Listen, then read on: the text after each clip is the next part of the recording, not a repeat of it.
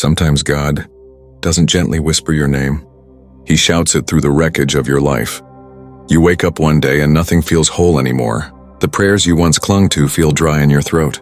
The future you dreamed of starts collapsing piece by piece, like a house eaten from the inside by termites.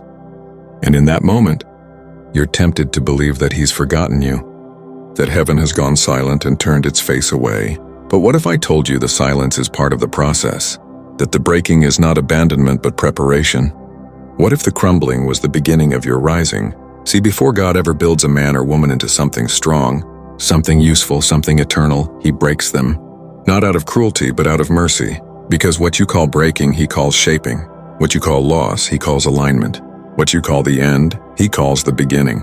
And right now, you may be in that beginning, the brutal, beautiful, divine unraveling of everything you once thought you needed. So He can give you everything you actually do.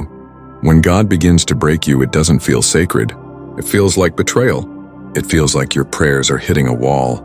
You look around at people who seem to glide through life, while you're stuck in a war zone with no armor. You start to ask questions that sting. Why me? Why now? Why like this? But God's silence is not absence. It's strategy. He doesn't rush the process because He knows that surface-level healing won't hold when the storm comes. So He goes deep. He rips out the roots of pride, the illusions of control, the idols you didn't even know you worshipped. He lets the things you thought you couldn't live without fall away so you can discover what you were actually made for. See, God's not interested in giving you a life that simply looks good on Instagram. He's building something that can withstand fire, betrayal, silence, and loss, and still stand firm. And to do that, He has to break what was never built to last in the first place. The breaking comes when you least expect it. You could be in the middle of success or clinging to the edge of survival, but it finds you, this divine interruption that shatters your plans, and suddenly, you're left holding the pieces of what you thought was your purpose. But what if I told you that's exactly where God wanted you? Because only in the breaking do you realize you can't save yourself. Only when your strength is exhausted do you reach for His, and that's not failure. That's the foundation of real faith. See, we preach about trusting God, but trust means nothing until it costs you everything. It's easy to say, I believe, when everything makes sense. But when the lights go out and the path disappears and the people leave, and the answers don't come, that's when you find out what your faith is actually made of. And that's exactly why God breaks you. Not to destroy you, but to deliver you from everything false. Because you were never meant to build your identity on achievements, people's approval, or temporary comfort. He breaks all of that so He can build you on something unshakable, Himself. It's in the breaking that your real voice begins to rise.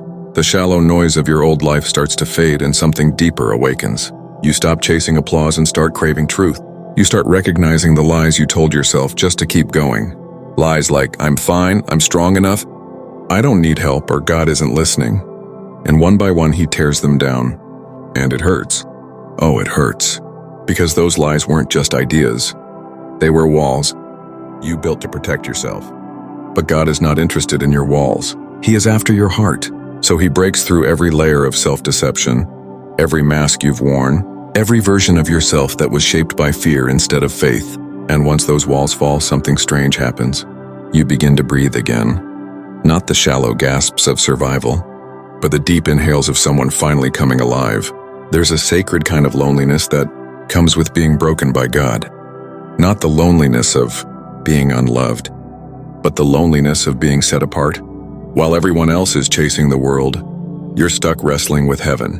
While others are dancing through comfort, you're limping through surrender. And it's in that limping that you meet the God who changes names. Ask Jacob. He wrestled with God and came out limping, but also came out transformed, because the limp is the mark of someone who has truly encountered God. It's the scar that says, I've been broken, but I've also been touched. And you can't fake that. You can't manufacture that kind of authority. It comes only through breaking, through bleeding, through walking through fire with no guarantee of applause, only the hope that He is who He says He is, even when your world doesn't look like it. Don't rush your breaking season. Don't despise it. Don't try to numb it or bypass it or pretend it's not happening. Let it do its work. Let the ache teach you what comfort never could. Let the silence teach you how to listen. Let the rejection teach you how to belong in God. Let the weakness teach you how to lean instead of lead. Because breaking is not a punishment, it's a divine appointment. It's God saying, I love you too much to let you stay the same. And that's what makes this pain holy. That's what makes it worth it. Because on the other side of the breaking, there's a version of you that you haven't met yet. Stronger, truer, quieter, deeper. Someone who doesn't crumble when things fall apart. Someone who knows where their help comes from. Someone who's no longer impressed by the glitter of the world because they've seen the fire of God. God doesn't break what he doesn't plan to use, and he doesn't use anything lightly. He is not in a rush to showcase you to the world. He's too busy forming you in the dark. So if you feel forgotten, overlooked, misunderstood, or dismantled, remember this: you are not being buried, you are being planted. There is a resurrection waiting on the other side of this death. There is a new you rising from the ashes of your former life. But the rising cannot come until the breaking is complete. The seed doesn't sprout until the shell is split open. The oil doesn't flow until the olive is crushed. The wine doesn't pour until the grapes are pressed. You are being pressed but not destroyed. You are being broken, but only so that what is false can fall away and what is eternal can rise. When God breaks you, it's not a one-time shattering. It's often a slow, deliberate undoing of every place you've placed your trust. That wasn't him. You begin to notice the small ways. He gently peels back your illusions. The job that looked like provision but became a prison. The relationship that felt like love but echoed your wounds. The opportunities that sparkled on the surface but led you away from your purpose. At first it feels like sabotage. You think, why is God taking everything from me? But slowly you begin to see it differently. He's not taking, he's freeing. He's delivering you from what you thought you needed so he can give you what your soul was actually starving for. And that process hurts because we've been taught to love comfort more than truth, applause more than alignment, and ease more than obedience. So when God starts breaking all the things you built without him, it doesn't feel like love, but it is.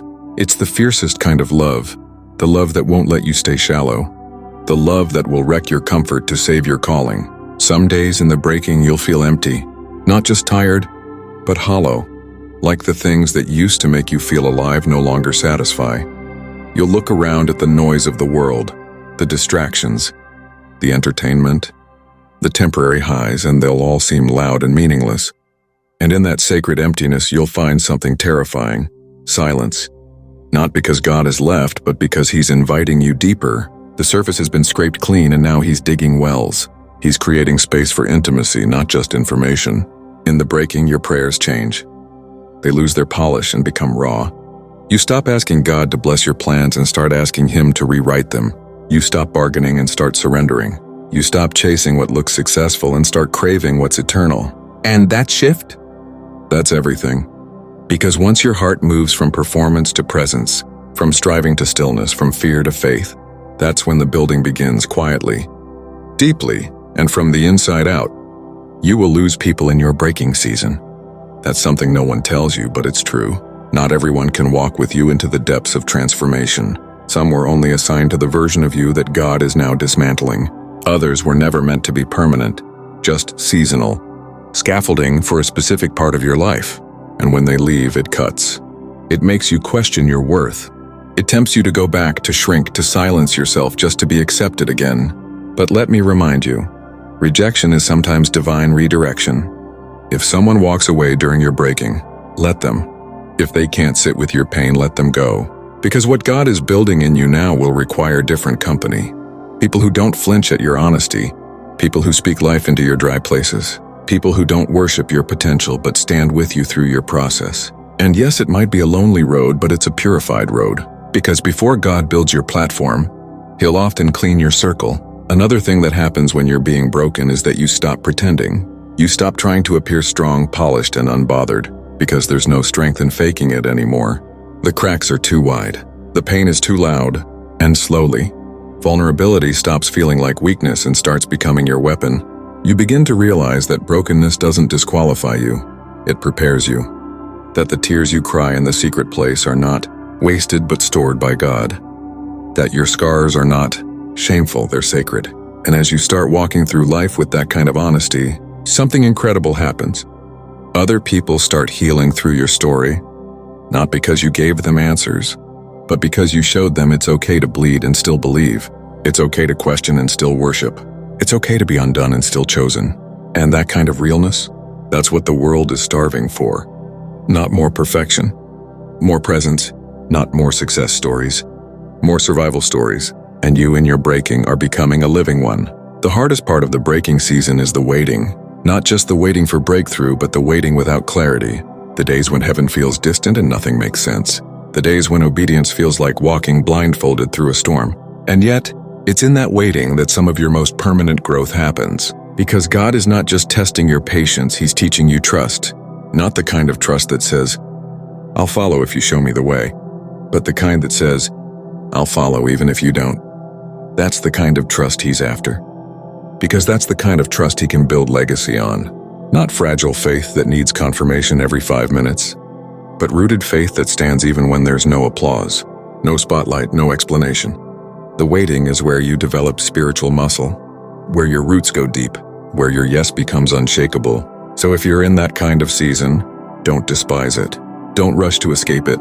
Let it make you solid. Let it make you true. Eventually, you start to see glimpses of what God is doing. Not the full picture, but the edges. A door opens. A healing begins. A relationship is restored. A dream is resurrected. And for the first time in a long time, you feel breath in your lungs again. Hope doesn't just visit. You begin to carry it. But now it's a different kind of hope. It's not shallow optimism or toxic positivity. It's gritty. It's grounded. It's been through fire and still believes. And that kind of hope can't be faked. It's born in the ashes. It's born in the nights you almost gave up, but didn't.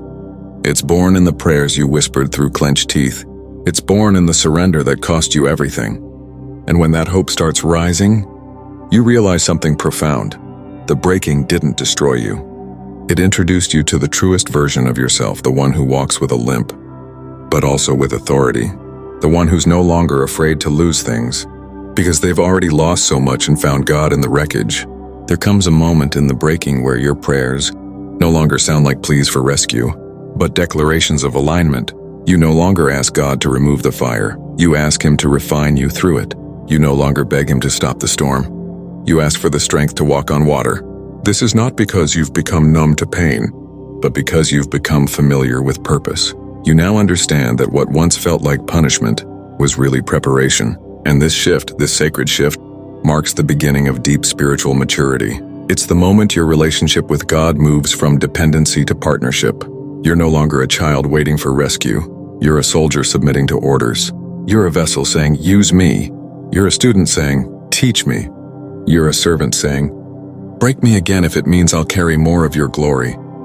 And that posture, not ambition, not knowledge, not gifting, is what separates the ordinary from the chosen. But here's the thing about becoming chosen. It costs everything, and God will make sure you understand that. He will confront every idol, every mask, every self-made identity you've used to survive. He will strip away every comfort that became a counterfeit savior. He will allow you to stand in rooms where your name is not known, where your talent is overlooked, where your efforts go unseen, and not to punish you, but to purify you. He wants to see if you can serve without being celebrated, if you can give without being thanked, if you can obey when no one is watching, because He's not just building your platform, He's building your character. And He knows that the weight of calling will crush you if it sits on an unhealed foundation. So yes, He breaks you, but He also rebuilds you slowly, intentionally, like a master craftsman, not to make you flashy, but to make you faithful, not to impress the world, but to reflect Him. During the breaking, you begin to see the shallowness of what once mattered to you. You remember how obsessed you used to be with being seen, being validated, being applauded, and now you crave solitude more than attention. You seek truth more than trends. You value depth more than visibility. God has rewired your appetite, and that is one of the clearest signs that the breaking is doing its job. You start to protect your peace like a sacred gift. You stop entertaining chaos in the name of keeping the peace. You set boundaries not out of bitterness, but because you finally tasted God's stillness and don't want to lose it. You realize that healing is loud in its silence, and that true growth often happens when no one's looking. And while the world may never understand why you withdrew, why you stopped showing up in places you used to beg to be included, you understand God was calling you deeper and you answered. There's also this strange freedom that comes in the breaking. You start to lose the fear of starting over. Why? Because you've already watched everything fall apart, and somehow, you've survived. You've already lost what you thought you couldn't live without, and somehow, you're still breathing. That kind of survival births unshakable confidence, not pride but peace. You know now that if God takes something away, it's because He's already seen what's coming, and it's mercy. You stop clinging to things. You start flowing with God. You stop panicking at redirections. You start praising at closed doors. Because the breaking trained your reflexes. You used to react in fear. Now you respond in faith. You used to ask, why me? Now you ask, what are you teaching me? That shift doesn't come from sermons. It comes from scars, from fire, from wrestling with God and still limping toward Him. Sometimes, the people around you won't understand the version of you that emerges after the breaking. They'll say you've changed, and they'll be right. But what they really mean is that you've grown beyond the version of yourself that kept them comfortable. You no longer tolerate what you used to justify. You no longer play small to make others feel big. You no longer betray your soul for temporary peace. And that kind of transformation, it threatens those still committed to their illusions. So yes, people will leave. And yes, it will hurt. But don't shrink back. Don't return to the prison God rescued you from just because freedom feels lonely. You were not broken just to be rebuilt the same. You were broken to be reborn. And rebirth is always messy, always misunderstood, and always worth it. Stay the course. God didn't bring you this far to leave you in the rubble. The deeper you go into the breaking, the clearer your ears become to God's voice. It's no longer buried beneath the noise of ambition or distraction. It pierces through the silence. And when He speaks, it doesn't sound like thunder. It sounds like truth. A truth that convicts, that comforts, that cuts and heals all at once. You start to realize that the voice you once begged to hear was never absent. You were just too crowded inside. But now, after the stripping, after the surrender, His whisper feels like a roar. And He starts revealing things to you not through signs but through intimacy. Not through open doors but through discernment. Not through feelings but through faith. And that kind of connection, that sacred knowing, becomes your anchor. It becomes the place you run to when nothing makes sense, because you've tasted it now. You've heard Him in the valley, and that voice becomes your compass when the world screams chaos. That's how God builds. That's how God fathers. And that's why the breaking was never a curse. It was the beginning of your clarity. By the time the breaking has stripped away your ego, burned off your illusions, and silenced the voices of false identity, you arrive at a peculiar kind of emptiness, one that isn't hollow but holy. It's not a void, it's a clearing. The noise has quieted. The striving has stopped. The applause you once chased now feels like a distraction. And in this sacred silence, something unexpected happens. God begins to build, but not with bricks of pride, performance, or perfection. No, He builds with humility. He builds with patience. He builds with surrender. And what's wild is how slow it feels. After all the urgency, after all the tearing down, you might expect a rapid restoration, but God doesn't rush. He knows that anything rushed becomes fragile, so instead He builds in layers. Not flashy, not loud, just steady, deliberate craftsmanship. He doesn't patch the old, He establishes the new, and you begin to feel it, quietly rising within you. The ability to walk without needing a spotlight. The strength to speak even if no one listens. The resolve to stay faithful when fruit is invisible. And this is the true beginning of legacy. There's something sacred about rebuilding when no one is watching. Something pure about serving when no one claps. Because now it's not about impressing anyone. It's about obeying someone. You've finally stopped trying to be seen by man because you've been seen by God, and that's enough. The man or woman God builds after the breaking is unshakable, not because they're strong, but because they're surrendered. They're not driven by ego, but anchored in obedience. They no longer need constant affirmation to keep going because their identity isn't attached to outcome. It's rooted in God's instruction. And that's when the enemy gets nervous. Because a person who no longer fears failure, a person who obeys even in obscurity, is a dangerous weapon in the hands of God. They can't be bribed by popularity. They can't be distracted by comfort. They can't be manipulated by pressure. Why? Because they've already lost everything that made them weak and survived. They've already walked through the fire and didn't bow. That's the kind of faith that shakes kingdoms. But the building isn't just spiritual. It affects everything. Your mindset shifts. Your relationships change. Your priorities realign. You stop entertaining cycles that once trapped you. You recognize patterns you used to be blind to. God sharpens your discernment. And suddenly, you stop chasing open doors and start praying for the right ones. You're no longer impressed by platforms but drawn to purpose. You say no more often, not out of arrogance but out of alignment. You guard your time like a sacred currency. You refuse to be emotionally bankrupt just to keep everyone else comfortable. And all of this, every boundary, every decision, every shift, it's evidence that the building has begun. You're no longer who you were before the breaking, and even if others can't see it yet, you can feel it. The weight of peace where panic used to live, the presence of wisdom where confusion used to reign. That's how you know you're being rebuilt on the rock, not on sand. And this time it won't collapse when the winds come. But don't be fooled. The breaking may end, but the refining never does. God will still test the structure He's building in you, not to destroy you, but to ensure what's being built can carry what's coming. He'll send small storms to check your foundation. He'll let little irritations poke at your patience. He'll allow misunderstandings to check your humility. And in all of it, He's asking the same question. Will you still trust me here? Will you still obey when it doesn't make sense? Will you still be faithful when it doesn't feel fair? These aren't punishments, they're preparation. God doesn't want to just give you blessings. He wants to know He can trust you with them. And the more He builds you, the more you realize that favor isn't about elevation, it's about endurance. Anointing isn't about being admired, it's about being assigned. And calling isn't about popularity, and it's about perseverance. So if the breaking felt violent, know that the building will feel sacred, not flashy, not rushed, just holy and solid. And maybe the most beautiful thing about being built by God is that He doesn't use clean pieces. He uses the ones that cracked. He uses the jagged edges, the shattered remnants, the overlooked fragments of who you used to be. He doesn't discard what was broken. He redeems it. And in doing so, He creates something stronger than before, not in spite of the scars, but because of them. Because now those scars carry stories, not of shame, but of survival. Now your pain has purpose. Now your wounds are weapons. And your history becomes holy ground for someone else's healing. That's why the breaking was necessary. Not just for your growth, but for the glory it would one day release through you. So don't resent the fire. Don't regret the tearing. Don't resist the process. God had to break you to build you. And the version of you rising from the ashes will terrify the enemy more than you'll ever know. So if you've made it this far, if something inside you is burned, broken and yet still believes, I want to tell you something. You're not behind. You're not disqualified. You're not too late.